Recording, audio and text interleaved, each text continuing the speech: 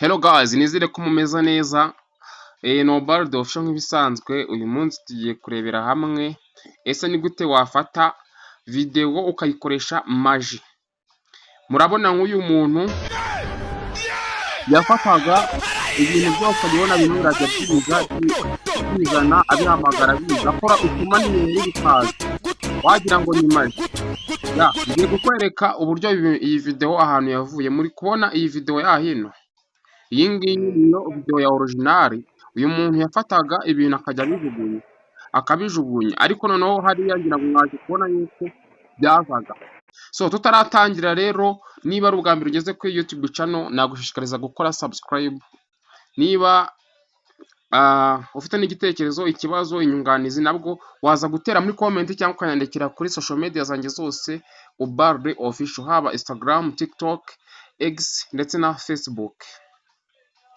Kadutangirane rero tujya gukora ino video yacu cyangwa tuyeditinga. Mbere na mbere ugomba kuba ufitemo application yitwa CapCut. Tugiye gufata iyi video yacu iyi ngiyi ni muri kubona, iyi ngiyi ya original tuyikore nk'uko iriya.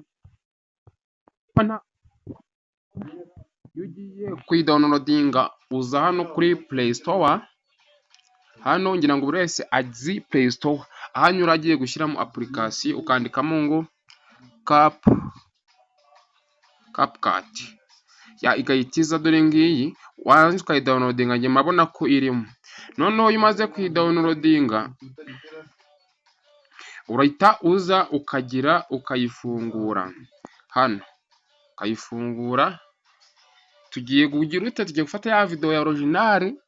Niturangiza tuyikorere maji cyangwa se twatumaniyeri. Tukore hano handitse ngo new project.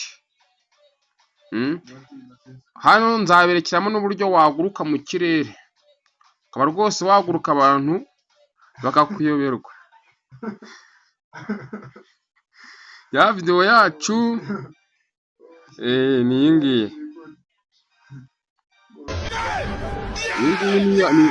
Yasoje, kanze turebe iyo ngiyi no tugiye gukora. Klikinga hano ugakora add. Umaze gukora hano handitse ngo add, ijya mu tayari. Ubu ngubu video yacu katupureyinge turebe ni ya yindi ya original itarimo utumaniyeri, itarimo maji. Ngiye banyita Ubarde official. Urabona iyi ngiyi nayo tugiye gukorera maji tugashyiramo utumaniyeri. Nzabereka n'ukuntu umuntu agendera mu kirere, nabyo niba mubishaka ubibwira ndabikwereka. Ejo video zaba yamaze kugeraho numara kubimbwira. Iyi video tugiye gukandamo hano. Murabona iyo ukanzeho gutya isaza aka kantu k'ubururu, sibyo? Noneho iyo urangije utuntu kubera ari twinshi ukagumya ugatambika. Reba hano handitse ngo hano hasi ndi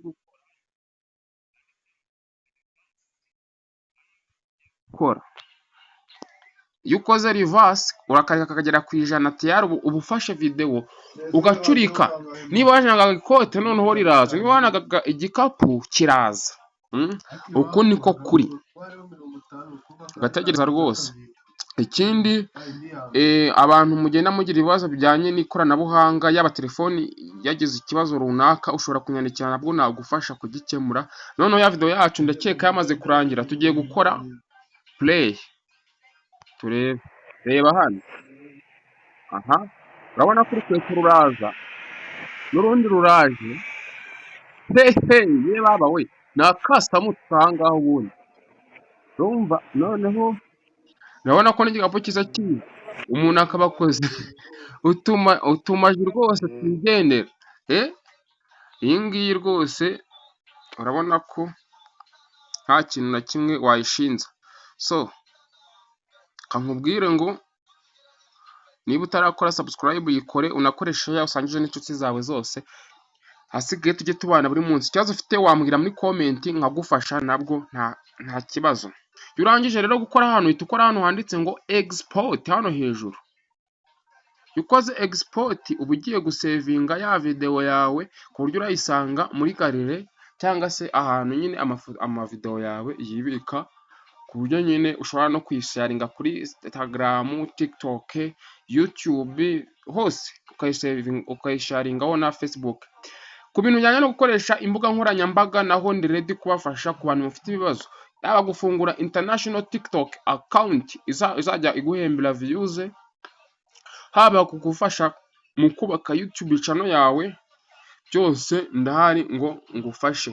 Iyo urangije kubikora biriya nakweretse n'ubundi ushaka kuza wenda nko muri galere, ushaka nko kuza muri galere warangiza, dore urabona ko ya video yacu ngiyi turi kumaze kuyikora none aha ngaha.